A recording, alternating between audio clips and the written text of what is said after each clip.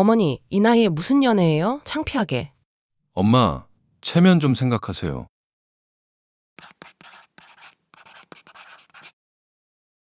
(40년을) 묻어두었던 편지 한 장. 그걸 손에 들었다는 이유만으로 자식에게 이런 말을 들어야 했습니다. 그런데 진짜 충격적인 건 따로 있었습니다. 자식들이 진짜 걱정한 건 어머니의 체면이 아니었거든요. 여러분, 혹시 이런 생각 해보신 적 있으신가요? 내가 평생 희생하며 키운 자식이 정작 나를 어떻게 생각하고 있을까? 내가 없으면 슬퍼할까? 아니면 내 재산부터 걱정할까? 오늘 이야기를 끝까지 들으시면 어쩌면 지금 당장 확인해 봐야 할 것이 생길지도 모릅니다. 가족을 위해 평생을 바쳤는데 정작 자신은 가족 취급도 못 받는 분들, 자식 집에 얹혀 산다는 이유로 눈치 보며 사시는 분들, 혹시 지금 이 이야기가 남의 일 같지 않으시다면 오늘 이야기의 주인공 오키 씨의 선택이 여러분께 작은 용기가 될 수 있을 겁니다.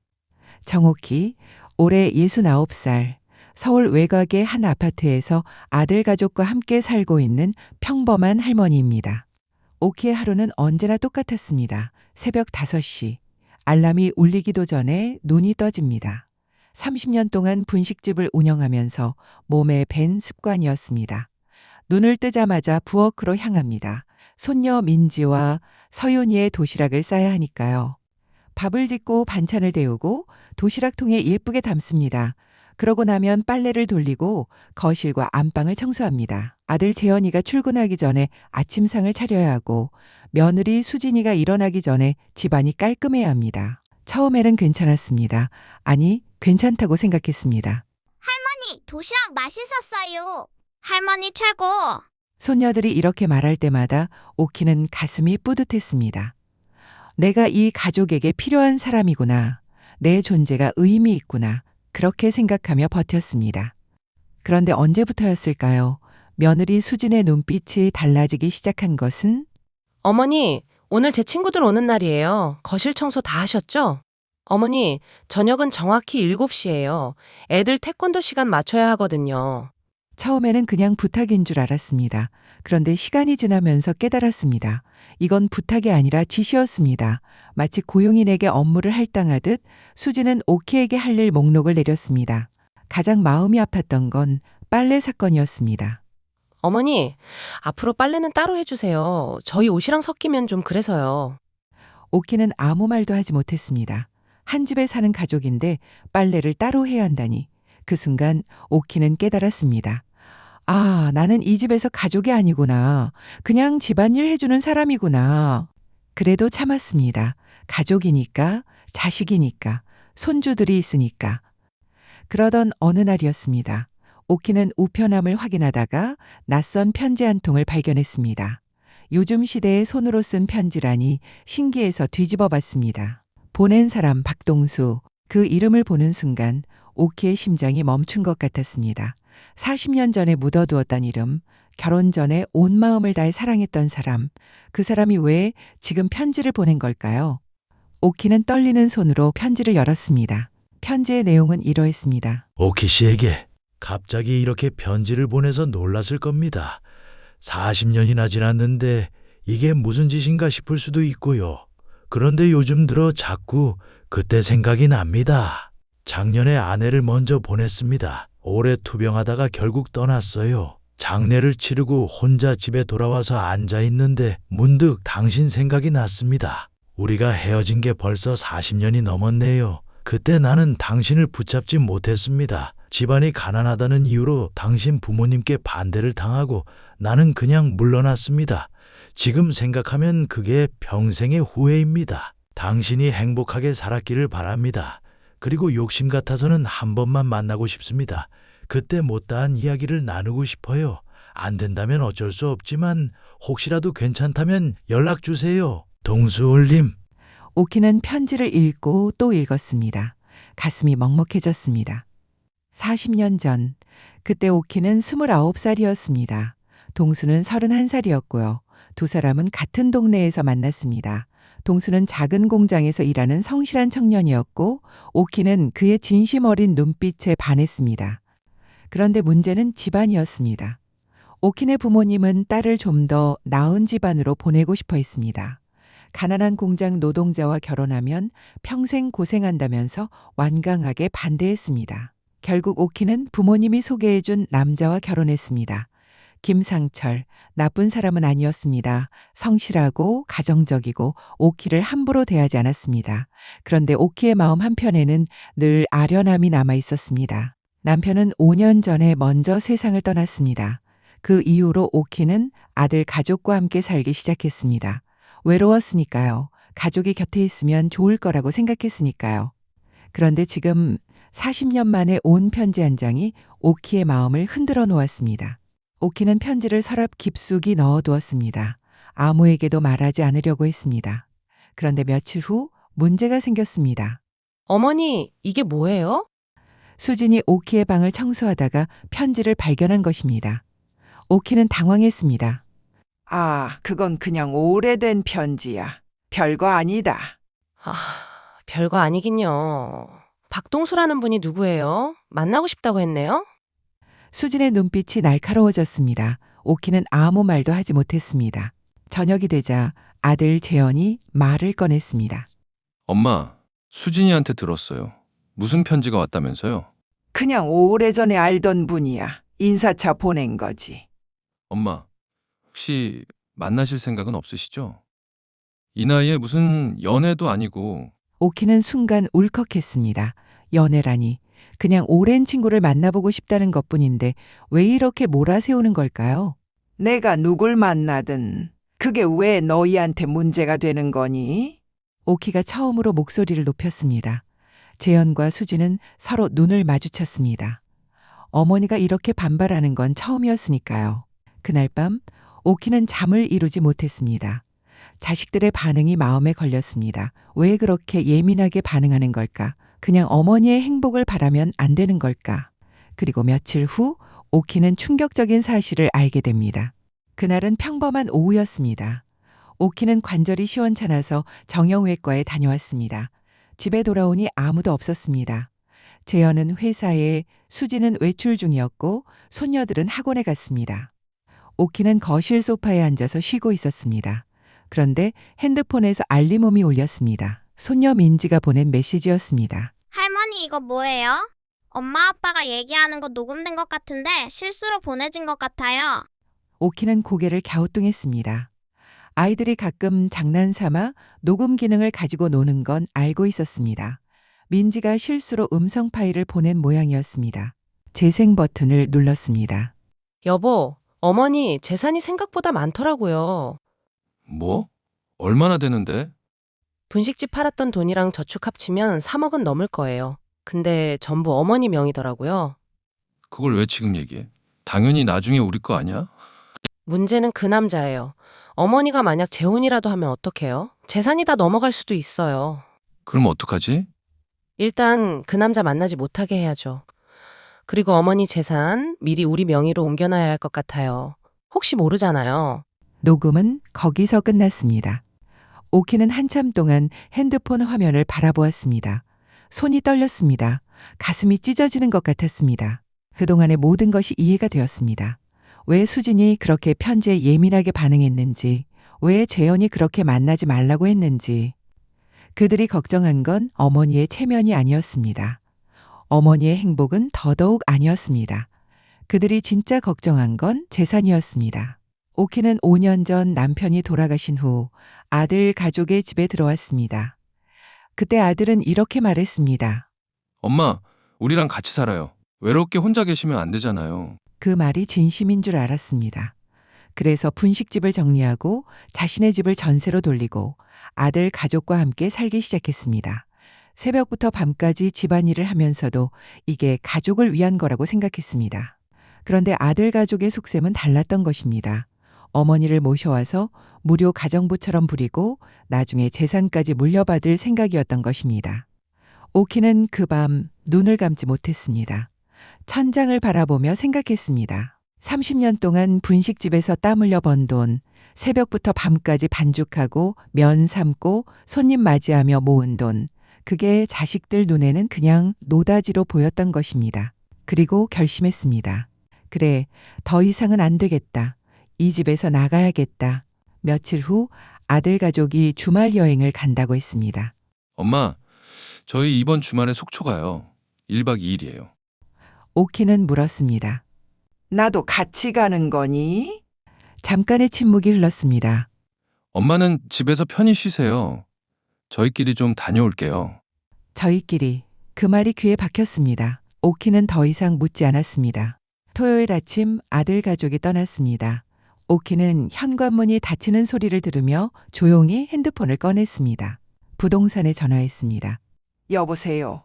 저 집을 내놓으려고 하는데요. 아파트 지분 매매 상담 가능할까요? 이 아파트는 5년 전에 오키가 자신의 돈으로 산 것이었습니다. 명의는 오키와 아들이 반반씩 가지고 있었지만 실제로 돈을 낸 건 오키였습니다. 부동산 직원이 와서 상담을 해주었습니다. 오키의 지분만 매도하는 것도 가능하다고 했습니다. 복잡한 절차가 있긴 하지만 불가능한 것은 아니라고요. 그리고 오키는 또 하나의 결정을 내렸습니다. 편지에 적힌 번호로 전화를 걸었습니다. 여보세요, 동수 씨. 저 오키예요. 전화기 너머로 잠깐 침묵이 흘렀습니다. 그리고 낮고 떨리는 목소리가 들려왔습니다. 오키 씨, 정말 전화해 줄 줄 몰랐어요. 고마워요. 두 사람은 다음 주에 만나기로 했습니다. 동수가 살고 있는 강원도의 작은 도시에서요. 일주일 후 오키는 버스를 타고 동수를 만나러 갔습니다. 40년 만의 재회였습니다. 버스 터미널에서 내렸을 때 동수가 서 있었습니다. 머리는 하얗게 새고 주름이 깊어졌지만 그 눈빛만은 40년 전과 똑같았습니다. 오래 기다렸어요? 아니요, 지금 막 왔어요. 두 사람은 어색하게 웃었습니다. 동수는 오키를 근처 커피숍으로 안내했습니다. 창밖으로 바다가 보이는 작은 카페였습니다. 두 사람은 오랫동안 이야기를 나눴습니다. 지난 40년 동안의 이야기를요. 동수는 결혼 후 지방에서 작은 사업을 했다고 합니다. 크게 성공하지 못했지만 그럭저럭 살만했다고요. 아이는 없었습니다. 아내와 단둘이 조용히 살았습니다. 작년에 아내가 먼저 갔어요. 암이었어요. 3년을 싸웠는데 결국 동수의 눈가가 붉어졌습니다. 오키도 마음이 아팠습니다. 그때 이후로 혼자 살고 있어요. 작은 펜션을 하나 운영하고 있는데 그냥 소일거리로요. 돈 욕심은 없어요. 오키도 자신의 이야기를 했습니다. 남편과의 결혼 생활, 분식집을 운영했던 30년, 남편이 떠난 후 아들 가족과 살게 된 것, 그리고 최근에 겪은 일들. 동수는 조용히 들었습니다. 그리고 말했습니다. 오키 씨가 고생을 많이 했구나. 듣기만 해도 마음이 아파요. 이제는 좀 쉬고 싶어요. 내 인생을 살고 싶어요. 동수가 잠시 생각하더니 조심스럽게 말했습니다. 오키 씨, 나랑 함께 살래요? 오키의 심장이 뛰었습니다. 40년 전에 듣고 싶었던 말이었습니다. 그런데 동수의 다음 말이 예상 밖이었습니다. 아니, 잠깐, 내가 말을 잘못했어요. 동수가 고개를 저었습니다. 오키 씨, 만약 나 때문에 오는 거라면 안 돼요. 나를 의지해서 나한테 기대서 오는 거라면 그건 또 다른 짐이 될 수 있어요. 오키는 의아했습니다. 무슨 말이에요? 오키 씨가 진짜 원하는 게 뭔지 먼저 생각해 봐요. 나를 만나고 싶은 건지 아니면 그냥 지금 상황에서 벗어나고 싶은 건지. 만약 오키 씨가 자신을 위해서 자기 삶을 찾기 위해서 새로 시작하는 거라면 그때 다시 이야기해요. 오키는 한참 동안 아무 말도 하지 못했습니다. 동수의 말이 옳았습니다. 오키가 정말 원하는 건 동수와의 재회가 아니었습니다. 오키가 원하는 건 자기 자신을 되찾는 것이었습니다. 69년 동안 누군가를 위해서만 살아온 자신의 삶에서 처음으로 자기 자신을 위해 사는 것. 고마워요, 동수 씨. 내가 뭘 원하는지 이제 알 것 같아요. 천천히 생각해요. 나는 여기 있을 테니까. 두 사람은 따뜻하게 작별 인사를 나눴습니다. 그로부터 일주일 후 오키는 행동에 나섰습니다. 법률 상담을 받았습니다. 자신의 재산이 온전히 본인 소유임을 확인했습니다. 아파트 지분 매도 절차를 시작했습니다. 그리고 강원도 바닷가 마을에 작은 집을 알아보았습니다. 아들 가족이 여행에서 돌아온 날 오키는 조용히 말했습니다. 재연아, 나 이 집에서 나갈 거야. 재현과 수진이 놀라서 쳐다봤습니다. 엄마, 갑자기 무슨 말씀이세요? 갑자기가 아니야. 오래 생각했어. 어머니, 저희가 뭘 잘못했어요? 왜 갑자기 나가신다고 하세요? 오키는 핸드폰을 꺼냈습니다. 그리고 녹음 파일을 재생했습니다. 그들의 대화가 거실에 울려 퍼졌습니다. 재산을 걱정하는 목소리, 어머니를 만나지 못하게 해야 한다는 목소리, 미리 명의를 옮겨놔야 한다는 목소리. 재현의 얼굴이 창백해졌습니다. 수지는 입을 다물지 못했습니다. 엄마, 이건 오해예요. 저희가 그런 뜻으로 한 말이 아니에요. 오해가 아니야. 나도 귀로 똑똑히 들었어. 오키는 담담하게 말했습니다. 이 아파트는 내가 30년 동안 분식집에서 일해서 번 돈으로 산 거야. 너희는 그냥 들어와서 살기만 했지. 관리비 한 번 낸 적 있어? 전기세 한 번 낸 적 있어? 아무도 대답하지 못했습니다. 나는 이제 내 인생을 살 거야. 너희에 간섭하지 않을 테니까. 너희도 내 삶에 간섭하지 마. 손녀 민지와 서윤이 울먹이며 다가왔습니다. 할머니 가지 마세요. 보고 싶을 거예요. 오키의 눈에도 눈물이 고였습니다. 아이들에게만은 미안했습니다. 하지만 이번만큼은 자신이 먼저였습니다. 할머니도 보고 싶을 거야. 그런데 할머니는 이제 행복하게 살 거야. 너희도 행복하게 살아야 해. 이사 당일 오키는 새벽 5시에 눈을 떴습니다. 30년 동안 몸에 밴 습관이었습니다. 그런데 오늘은 아무도 챙겨줄 필요가 없었습니다. 천천히 커피를 마시며 창밖을 바라봤습니다. 이 집에서의 마지막 아침이었습니다. 짐은 박스 5개가 전부였습니다. 5년을 살았는데 이게 다였습니다. 옷도 얼마 없고 신발도 몇 켤레 없고 화장품도 거의 없었습니다. 그동안 나는 정말 나를 위해서는 아무것도 사지 않고 살았구나. 오키는 조용히 웃었습니다. 그리고 짐을 싣고 집을 나섰습니다. 3시간을 달려 강원도의 작은 바닷가 마을에 도착했습니다. 차에서 내리자마자 바다 냄새가 코끝을 스쳤습니다. 오랜만에 맡는 바다 냄새였습니다. 새 집은 작지만 아늑했습니다. 창문을 열면 바다가 한눈에 들어왔습니다. 무엇보다 이 집은 오키의 것이었습니다. 누구의 눈치도 볼 필요 없는 오직 자신만의 공간이었습니다. 첫날 밤 오키는 파도 소리를 들으며 잠들었습니다. 그동안 밤마다 들었던 소리들이 떠올랐습니다. 며느리의 짜증 섞인 한숨, 아들의 무심한 대답, 아이들의 투정. 그런 소리 대신 파도 소리를 들으며 잠들 수 있다니. 다음 날 아침 오키는 일찍 일어나 바닷가로 산책을 나갔습니다. 바다를 바라보며 생각했습니다. 69년을 살면서 처음으로 내 이름을 온전히 되찾은 기분이구나. 강릉에 온 지 4개월쯤 되었을 때 아들 재현이 찾아왔습니다. 엄마, 저예요? 문을 열어보니 재현이 서 있었습니다. 살이 빠지고 얼굴이 어두웠습니다. 왜 왔니? 미리 연락도 안 하고. 엄마, 보고 싶어서 왔어요. 그리고 드릴 말씀이 있어요. 재현은 한참 말을 못하다가 결국 털어놓았습니다. 저희 지금 장모님 집에서 살고 있어요. 그런데 너무 힘들어요. 눈치 보이고 불편하고. 엄마 마음을 이제야 조금 알 것 같아요. 오키는 아무 말도 하지 않았습니다. 엄마, 죄송해요. 그동안 제가 너무 철없었어요. 오키는 재현을 위해 된장찌개를 끓여주었습니다. 직접 담근 된장으로 만든 거였습니다. 재현은 된장찌개를 먹으며 눈물을 글썽였습니다. 엄마, 이 맛이에요. 어렸을 때 먹던 그 맛. 오키는 조용히 말했습니다. 재현아, 엄마는 이제 내 삶을 살 거야. 너희 일에 간섭하지 않을 거고 너희도 내 삶에 간섭하지 마. 가끔 안부 정도는 주고받을 수 있지만 예전처럼 살지는 않을 거야. 이게 서로에게 좋은 거야. 재현은 고개를 끄덕였습니다. 지금은 강릉에 온 지 8개월이 되었습니다. 오키의 하루는 평화롭습니다. 아침에 일어나면 바닷가를 산책합니다. 작은 텃밭에서 채소를 기릅니다. 이웃 할머니들과 차를 마시며 수다를 떨기도 합니다. 동수와는 가끔 연락합니다. 한 달에 한두 번 만나서 커피를 마시고 바다를 걸으며 이야기를 나눕니다. 서두르지 않습니다. 먼저 친구로 시작하기로 했으니까요. 재현은 열흘에 한 번씩 안부 전화를 합니다. 예전과는 확실히 달라졌습니다. 며느리 수진도 간간히 문자를 보내옵니다. 아직 어색하지만 조금씩 나아지고 있습니다. 얼마 전에는 손녀들이 편지를 보냈습니다. 할머니 보고 싶어요. 여름방학 때 놀러 가도 돼요? 오키는 편지를 읽으며 웃었습니다.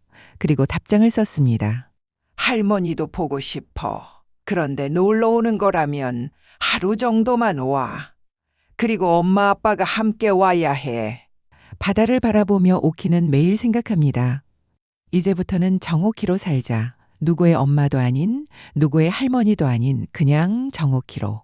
69년을 살면서 처음으로 자기 이름을 온전히 되찾은 기분입니다.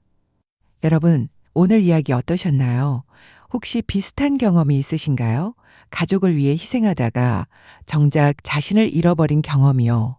지금 이 순간에도 누군가를 위해서만 살고 계신 분이 있으신가요? 오늘 이 이야기가 전하고 싶은 메시지는 하나입니다.